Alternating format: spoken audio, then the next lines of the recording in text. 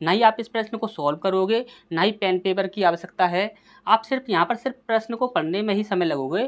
पढ़ने में जितना समय लगेगा उसके बाद सिर्फ आप ऑप्शन से ही आंसर दे दोगे, सिर्फ ऑप्शन से ही इस प्रश्न का आंसर दे दोगे और आंसर 100% सही जाएगा। इसकी पूरी पूरी जिम्मेदारी हमारी है, ठीक।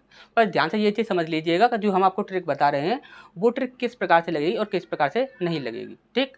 अब देखिएगा ध्यान से, यहाँ पर हमसे बोला क्या गया है, एक निश्चित धनराशि चक्रवृद्धि ब्याज पर 2 वर्ष में इतने रुपए और 3 वर्ष में इतने रुपए हो जाती है। ब्याज की दर क्या होगी, ये हमसे यहाँ पर पूछा गया है। हमने बोला कि आपको सबसे पहला काम क्या करना है कि ये देख लेना है कि समय का अंतर कितना है। तो समय का अंतर देखोगे तो समय का अंतर 1 बन रहा है, यानी कि ये 3 वर्ष है, ये 2 वर्ष है, तो आपका समय का अंतर 1 बन रहा है।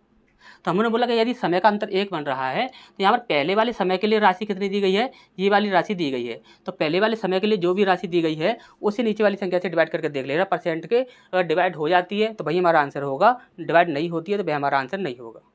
हमने बोला कि सबसे पहले हम यदि 6% की बात करें तो 6% का मतलब कितना होता है, तो 6% का मतलब होता है 3/50, यानी कि नीचे वाली संख्या कितनी बन रही है, 50 बन रही है। हमने बोला क्या 50 से ये संख्या डिवाइड हो जाएगी, नहीं होगी, तो ये हमारा आंसर नहीं होगा।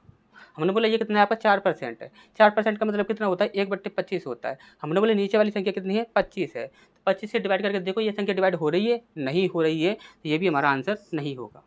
इसके बाद हमने बोला कि ये कितना है आपका 7% है। हमने बोला 7% का मतलब कितना होता है, तो 7/100। क्या 100 से ये संख्या डिवाइड हो रही है, नहीं हो रही है, तो ये भी हमारा आंसर नहीं होगा। इसके बाद हमने बोला कि ये कितना है आपका 5% है। 5% का मतलब कितना होता है 1/20।